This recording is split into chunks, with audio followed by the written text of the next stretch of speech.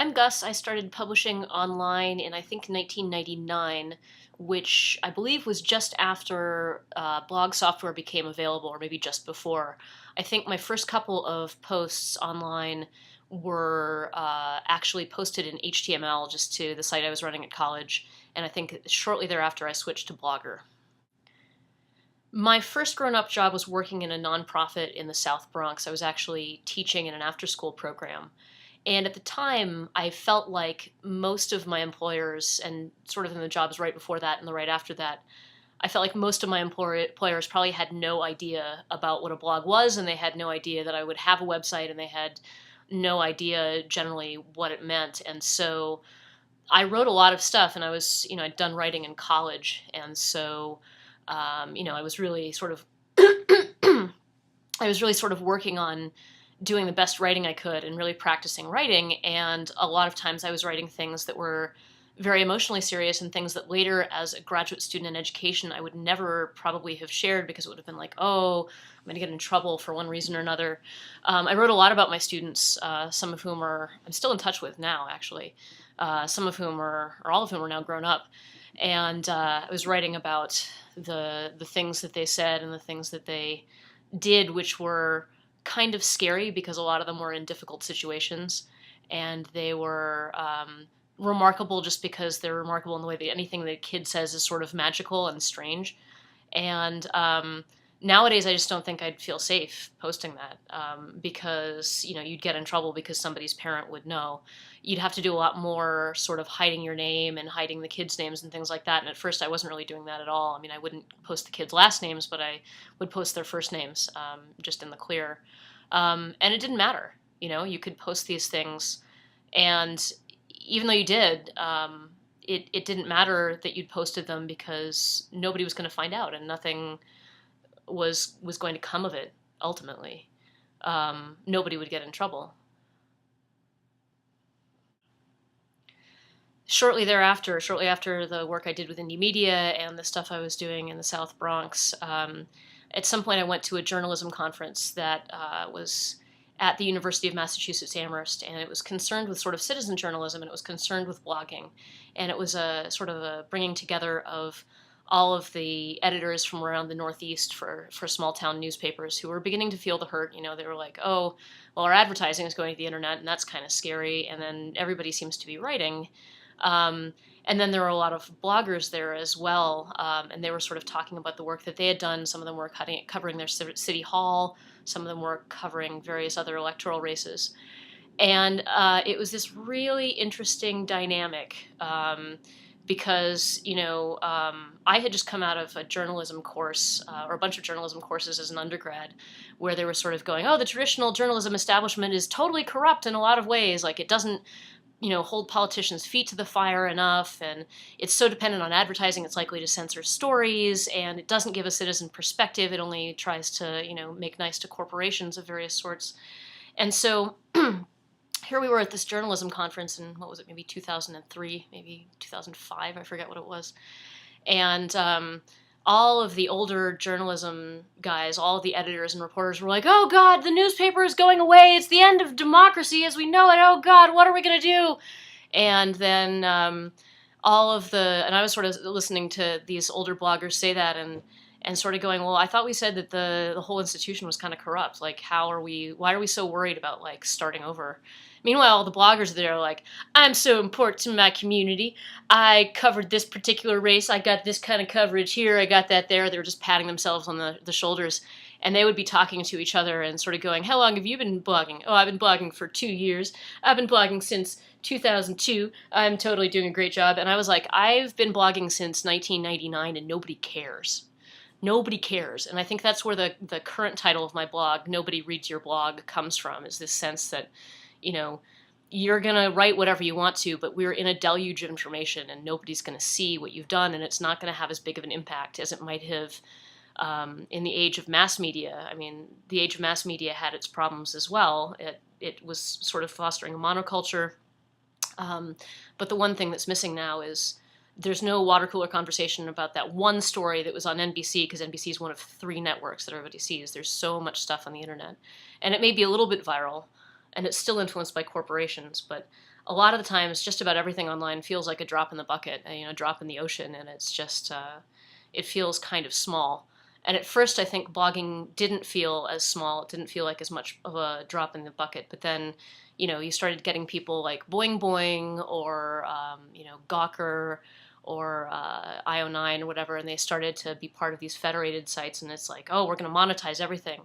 And so then it was like, oh, well, you have to blog in a different way. You have to, first of all, you have to join up with other people, and then you have to absolutely optimize everything out of the headlines. You have to make your headline perfect for people to link to and make it drive traffic. And so it changed the shape of the writing itself. You don't write a headline just because it's a nice headline. You write a headline because it's going to be searchable to a machine, to a search engine, or you make it because it's going to get people to click through.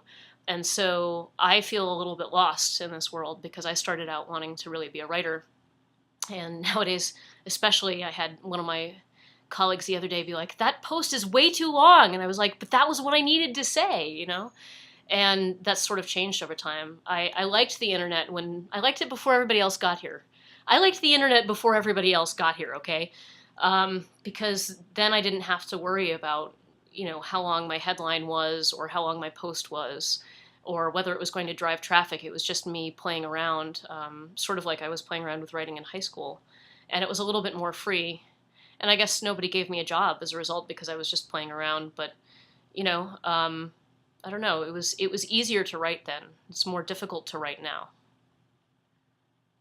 I think one of the things that's going to get forgotten if I don't say it right now, like if somebody doesn't say it and remember it now, is that it wasn't just that everybody else showed up to the internet. It wasn't just that your grandma showed up and your boss showed up and suddenly you wanted to sort of self-censor and manage what you said. And, I tried for a while to have a blog that was sort of, I called it the 7 veils system. You have a different veil that you remove for each audience so that you maintain some privacy, but you share the things you want to share with the people you want to share. And that never worked because I didn't have the technical skill for it.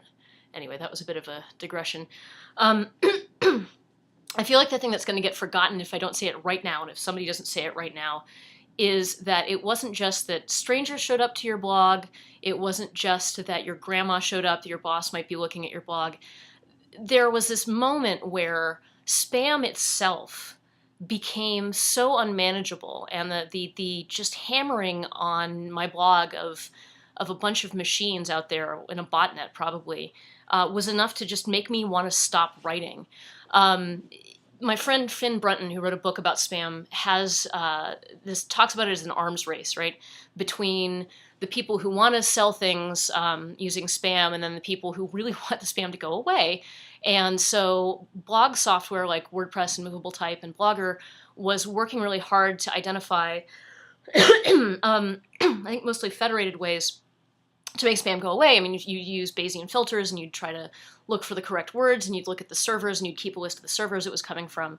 But it was really hard. And so my blog, at one point, the management of the server, some of my friends who were managing the server were not totally on top of what was going on. And I guess they weren't, I wasn't talking with them about my blog or anything like that. But they weren't following how much spam I was getting. And I would go through by hand and I'd try to do a search for all of the words like Viagra or, insurance or whatever. And I would just clear those out of my blog back end, but it just took so much time.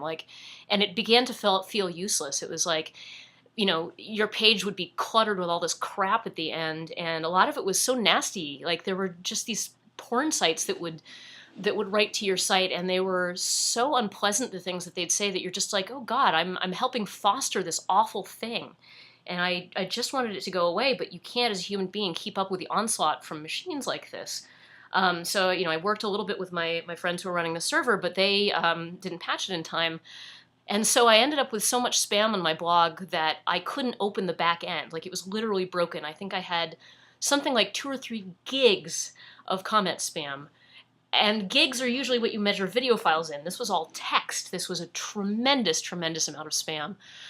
So at one point, my friend, I think it was Yaz Graham, and I sat down with an Amazon cloud server when that was relatively new technology, got all of my blog onto there, and systematically went through with word searches deleting everything that said Viagra, that said phentermine, deleting everything that came from Brazil or from Romania or Poland or Russia, because there were never any good comments from there. It was all just spam at the time. Um, and so finally we got it back out of there. We got my blog back out of there and back up online. But we may have lost some, interesting stuff, I think, in the process, some history. You never know when you get a good comment from Russia. But it was just depressing. I mean, for months I was like, I can't even touch this horrible swamp of crap that I've sort of somehow accidentally allowed to come online. And that was, the moment when the robots sort of stopped us from writing. Another moment that's sort of related to the massive onslaught of spam. I at some point, one of my friends responded to one of my posts. I'd made a post saying, made these changes to my blog. Does it look okay from where you are in your browser? And my friend Robert Durf, my childhood friend Robert Durf, wrote back and said, oh yeah, it looks great. I can see dayglow flowers and pictures of the floating head of the name of a girl from our high school class. And as it happened, that girl from our high school class was getting a job as a lawyer for the U.S. government, a human resources kind of lawyer. And so this comment languished online for a very long time, and it was just sort of nonsensical. It didn't really mean anything. Dayglow rotating flowers and stuff like that. He might as well have said octopus blender. And I've written about that. You could just say octopus blender instead of saying her name, and nobody would have been the wiser. But I get this mail from her one day saying, hey, I am, this is from the girl, I get this mail from the girl who was in my high school, whose name my friend used, and she says, hey, I just got a job with the government, and I really need to sanitize my web presence. They want me to sanitize my web presence. And so I need you to take down the web page you made about me. Which was weird because it was not a web page about her. It was a comment that somebody had made on another post that really didn't make any sense at all. He might as well have said octopus blender rather than her name because it didn't really matter. And so I was really offended by this. So the first thing I did was I went to my blog and said, this smacks of censorship. Name of girl from my high school class just called me and told me that she wanted me to take down this page because the US government is trying to hire her and wants her to sanitize her web presence. And I had forgotten at the time that Google changed its search search frequency. This was just about the time that Google switched from doing a crawl once monthly to find new pages, which I swear at one point they were doing, to doing it pretty much daily. So by the next day, the highest hit online for her name was my post where I was like, name of person has told me to censor my stuff. So I get a call over, actually the first thing I get, before I got the call, was I got the most disgusting attack on my physical person that I've ever gotten in a comment on my blog, and it was not clear where that came from, but I did a little bit of, internet, who is searching, trying to figure it out, sort of came to nothing. But the next morning, I nearly spit out my oatmeal as I get this call where it's like, hello, this is girl from high school class, we need to talk about what you wrote. So we sort of went around and around, and I was like, look, I think this is censorious. It's not even a page about you. It doesn't have anything to do with anything. And she said, well, as a lawyer in my line of work, I get a lot of death threats. Don't you want me to stop getting death threats? And I'm like, well, there's nothing I can do about that. People are going to give you death threats anyway. And if they find a picture, or if they find a description of you, they find your name and it says something about dayglow flowers, and they somehow think that this is, an indication that you did drugs, like, well, those people are really stupid, and I don't think it's going to hold up in a court of law. But we went around for a while, and I was like, okay, fine, I don't want to make life hard for you, although probably you ought to have, and I never said this, you probably ought to have more of an internet presence than, like, a comment on my website being the first thing that shows up. Most people didn't at the time, I guess, so she really didn't. This was just, I think, in the earliest days of Friendster. So I said to her, okay, look, I'll take down the comments, or at least I'll take out your last name so it's not identifiably you out of my post as well. But it's going to take me a little while because I was dealing with this thing where my blog was socked in with 2 gigs of comment spam, and I couldn't actually get to the back end. I was in the process of migrating it to a new site. And she said, well, Jill, it sounds like you know a lot more about this than I do. You know a lot more about the technology. And that just floored me and really made me realize that, a lot of people needed to know a lot more about what was going on the internet than they actually did. I mean, here was somebody who's going to be a human resources lawyer for the U.S. government. She was going to need to settle on cases. She was going to need to settle on cases where, and legislate on cases where people were posting things online that they shouldn't, and she ought to know some basic stuff about the technology underlying it, but she didn't. So that was one of these many early moments that led me to sort of want to start a campaign of like mass adult literacy about the internet, because we're all having to, make decisions about how this world is evolving. And she was not equipped, even though she went to the same high-powered prep school that I did, which was right next door to Caltech. So that was, sort of enlightening, just to be reminded that, I went through a really different set of experiences somehow than she did. I was just more open to screwing around on the computer. I started grad school around the year or just after the couple of years where academics were sort of going, oh, it'd be really good to have a website, especially in my digital literacy program at Teachers College. Everybody was sort of like, ooh, it's a big deal. And Dana Boyd had her blog, and it was sort of like, here's this young academic who blogs. And I was sort of sitting there going, well, a lot of us have blogs. So there's always been, I guess, this kind of jealousy of her and a lot of other blogs that have sort of gotten big, because maybe there were sort of first to market kinds of things, like, people were the first ones there, and so they got known for what they were doing. They probably worked other angles too to sort of get where they were. Boing Boing, for example. I was always sort of irritated that Will Wheaton got really famous online. I'm pretty sure that was just because he was on TV at one point. It wasn't because his writing, I don't think, was particularly good. There, I said it. But there was this expectation in academia around then, that like Dana Boyd, you would have a blog and it would be related to your work. And it's like, oh, now my blog needs to be related to my work? I mean, it used to be that my blog was the place to which I whispered all of my secrets about, like, things that were going on, or I really sort of talked soulfully about, more to the point, I talked soulfully about sort of like, I'm worried about these kids that I'm teaching, or, I'm wondering which way this activist movement is going to go, or something like that, or I'm just writing about my pet bird dying, and I just want to sort of talk about what it's like to suddenly lose somebody in your life. And those are not necessarily things that you want mixed up in your work blog. So there became this sort of schizophrenia of like, oh, I'm going to have one blog for this purpose and one blog for that purpose. And that just sort of, it sort of began to make me think about dividing out who I was. And I imagine a lot of us have gone through that. So a big part of publishing in the past 10 years or so, more than 10 years for me, like 15 years, was really about suddenly this influx of strangers showing up. And I really think of them as strangers because that was what I ended up calling them in my dissertation. My dissertation was very closely tied to my blog and tied to things that happened there and things that happened on my friends' blogs. At some point, you could find a blog a lot more easily on Google and other search engines. I think by now they've sort of sunk into obscurity. But I think in the early days of blog software, those were the sites that you could find, and those were the sites that Google was finding. There were maybe more non-commercial sites up there. There was just this brief window. And so, if you looked for a lot of things, you would find somebody's blog. And, I think Google was maybe even weighting it so you would find more blogs, because it's like, hey, great, there's a lot of content, and people really enjoy that. Nowadays, you see the same blog software backing all sorts of commercial sites where people are like advertising sneakers or,